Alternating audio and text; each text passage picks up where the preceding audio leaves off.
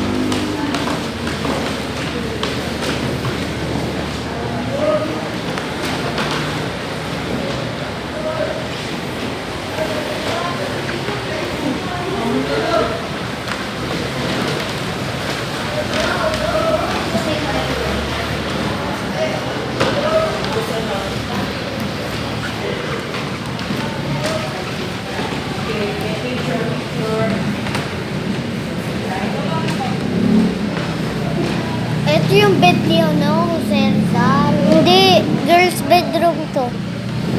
The girls bedroom. Do not touch. Uy, kids daw, kids.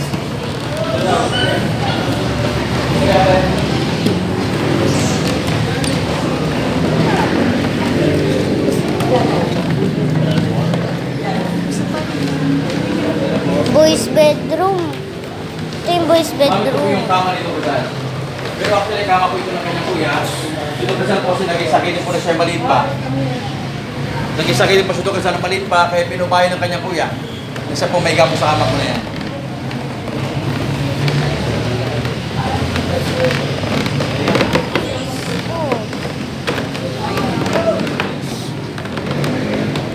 Ano itong bedroom na to? Ito tayo ate, kuya. Parents bedroom. This was his parents' bedroom. Ito yung kwarto ng kanyang mga magulang. Look at the black one in the bed. That's what a flat iron. Tapos ito, lagayan ng mga damit ng pipe. Darinola. Yan. Apo.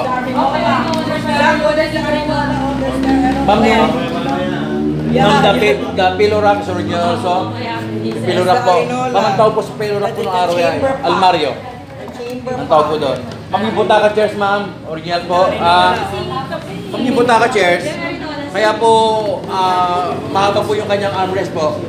Pwede ka po kasi manganak po ng araw dyan. Manganak? Opo, pagpatong mo po yung dalawang pamo sa unahan. Pala yung purpose nun. Opo, kaya po mahaba po yung armrest po niya. Opo. Dahil we call that tumba-tumba eh. Pero hindi siya tumba-tumba Hindi po eh. siya tumba-tumba, ma'am. Talaga pag Upuan tumba-tumba lang kasi, talaga. hindi ka makakanak kasi pag yes po. Chair lang talaga Ito siya. po yung tumba-tumba natin, ma'am. Ito dati dito ang tumba-tumba nila. Uli dami. Kasi yung dati sa bahay, ganyan. Ayun ang chair na lang. Oo, ayun o. Tapos ayun yung aninura nila. Dito ka magano din. Dito ka sleep. Ayun. Baka mamultuan ako niya yung si Rizal. Mamultuin daw po siya yung si Rizal. Tulog ka dyan? Yayin. Kasi maaari mo ito. Ito boys bedroom.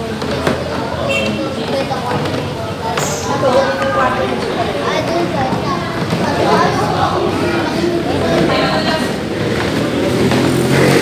Yan po ang girls' bedroom, ma'am. Saan po yung kama? Saan po yung girl? Sino po yung pangalan na siya po nakikasama? Ganon, favoritism. Like that, is the eldest.